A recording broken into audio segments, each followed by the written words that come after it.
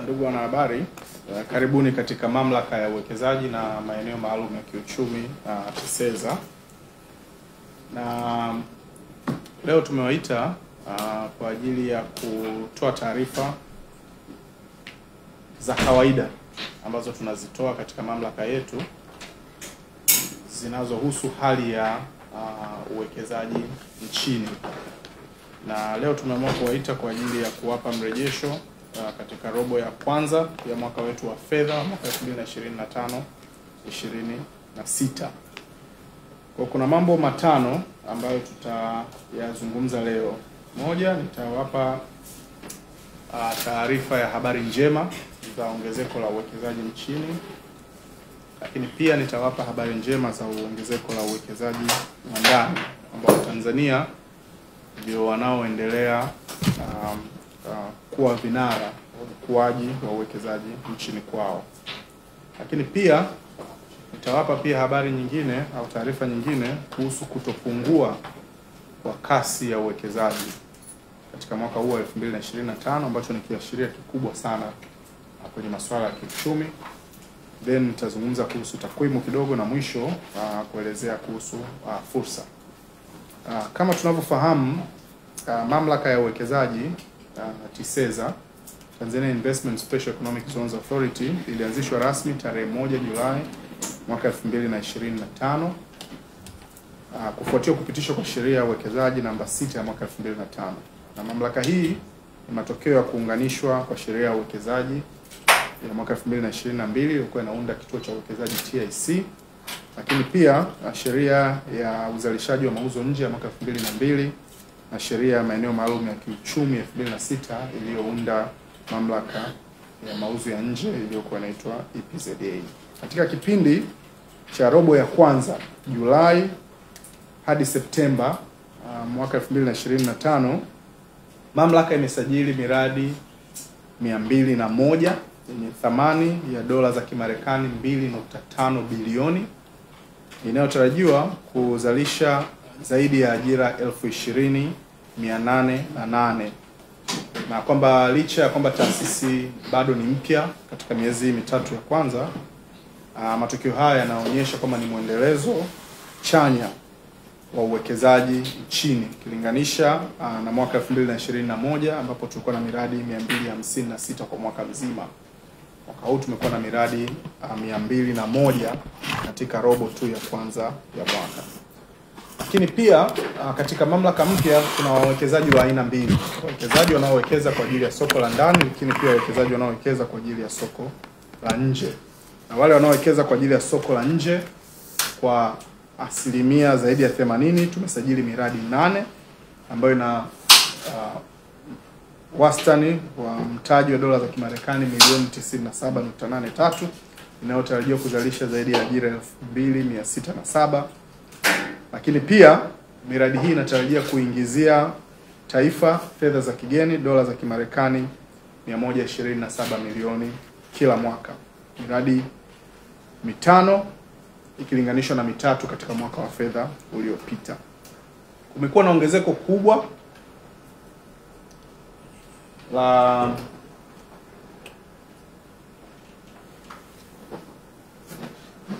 kubwa la mitaji katika mwaka huu wa 2025 kama mnavyoona kwamba katika mwezi Julai hadi Septemba mwaka 2025 miradi 201, mitaji kwa fedha za Kitanzania trilioni 6.18, lakini pia zaidi ya ajira 20,808.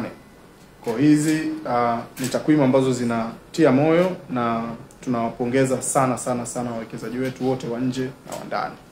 Lakini kumekuwa na ongezeko kubwa la ushiriki wa Watanzania kutokana na kupanda kwa miradi ambayo inamilikiwa na Watanzania kutoka miradi 70 ambayo ni sawa na asilimia 27 ya miradi yote iliyosajiliwa katika kipindi cha mwaka uliopita hadi kufikia miradi 74 sawa na asilimia 35 katika robo ya kwanza ya mwaka huu, ambao ni sawa na ongezeko la asilimia 5.7. Na hili ningependa kuonyesha kabisa kwamba katika uongozi wa serikali ya awamu ya 6 kumekuwa na ongezeko kubwa sana la Watanzania ambao wanamiliki miradi ya kiuchumi katika nchi yao. Kabla ya hapo, kabla ya mwaka huu, Watanzania wengi waliokuwa wanamiliki miradi ilikuwa chini ya 10%. Sasa hivi kama tunavyoona, ubia wa wageni na Watanzania takriban 48%, na miradi ya wageni ni 52% pekee. Kwa hiyo Watanzania wameendelea kuwa wawekezaji wakubwa wakifuata dhamira pamoja na maboresho ya sheria yanayofanyika chini ya uongozi wa Mheshimiwa Rais Dr. Samia Suluhu Hassan. Lakini pia kuna mtawanyiko mkubwa wa kisekta na kimaeneo au kijiografia kwenye masuala ya uwekezaji. Moja, kumekuwa na ongezeko katika miradi ya sekta ya viwanda ambayo imeongoza kwa kusajili miradi 85 ikiwa ni sawasawa na 42%, ikifuatiwa na sekta ya ujenzi wa majengo ya kibiashara miradi 30 ambayo ni 14.93%, miradi ya uchukuzi miradi 29 ambayo ni sawasawa na 14.3%. Kwa hizo sekta tatu ndio sekta ambazo zimeongoza katika uwekezaji nchini kwetu.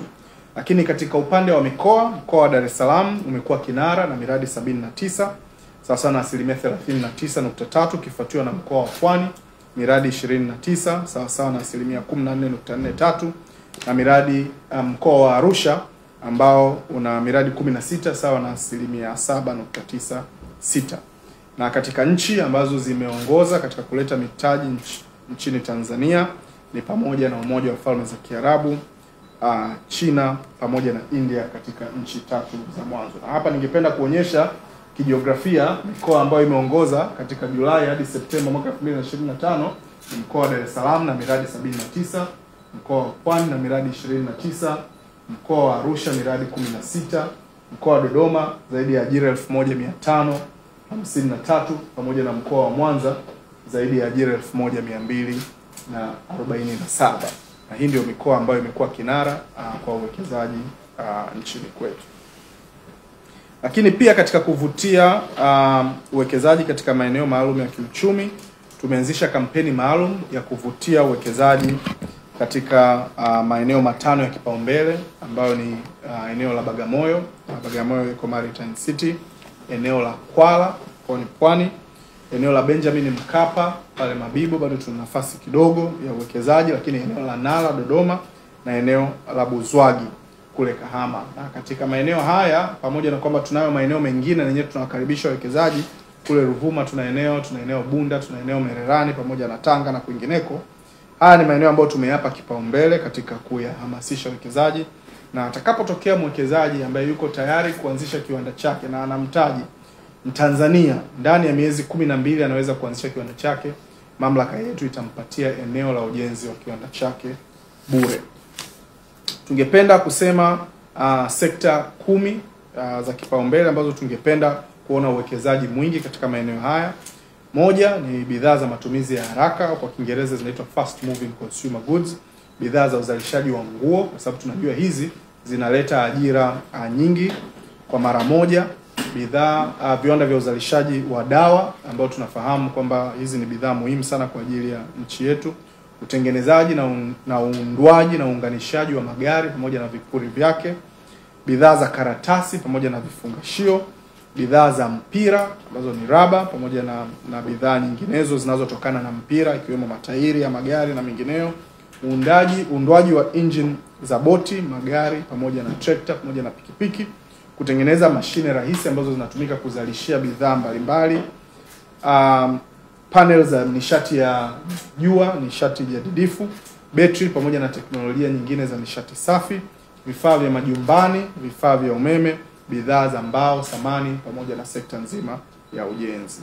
Kwa hiyo tutaendelea sisi kama mamlaka kutekeleza majukumu yetu kutokana na sheria ya uwekezaji namba 6 ya mwaka 2025, ikiwemo kuhamasisha uwekezaji kuja nchini Tanzania, kufuatilia, tathmini na kupunguza changamoto ambazo wawekezaji wanakutana nazo, lakini pia kutoa huduma saidizi kwa wawekezaji, after care services, lakini pia kuendeleza maeneo maalum ya kiuchumi mikoani kote, kutoa taarifa pia kwa umma kama ambavyo tunatoa hivi kuhusu mwenendo wa uwekezaji nchini. Na tunatoa wito kwa Watanzania wote kuendelea kufuatilia maboresho na mageuzi ya kiuchumi yanayofanywa na serikali ya awamu ya 6 chini ya uongozi mahiri wa Mheshimiwa Rais Dr. Samia Suluhu Hassan, na wafahamu kwamba serikali hii iko tayari kwa ajili ya kuwasaidia na kuwawezesha kuwa wazalishaji na wamiliki wa uchumi wao wenyewe. Serikali ya Mheshimiwa Rais Dr. Samia Suluhu Hassan imeendelea kuweka mazingira rahisi na rafiki kwa ajili ya uwekezaji,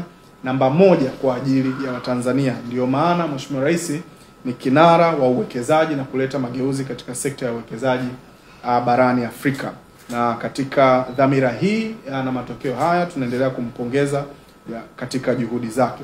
Kwa taarifa zaidi tunawakaribisha sana Watanzania wote kuendelea kutumia mitandao ya kijamii na kufuatilia fursa za uwekezaji za kutafutiwa wabia maeneo ambayo wanaweza kufanya uwekezaji ambayo tunaendelea kuyaonyesha katika vyombo vya habari na taarifa mbalimbali ambazo tunazitoa. La mwisho kabisa ningependa kusema kwamba kumekuwa na takwimu ambazo zinatolewa na taasisi zisizo rasmi kwenye masuala ya uwekezaji nchini, na ningependa kuhamasisha umma kuendelea kutembelea tovuti ya kwetu ya TISEZA kwa ajili ya kujua muendelezo pamoja na maendeleo yanayotokea katika uwekezaji nchini.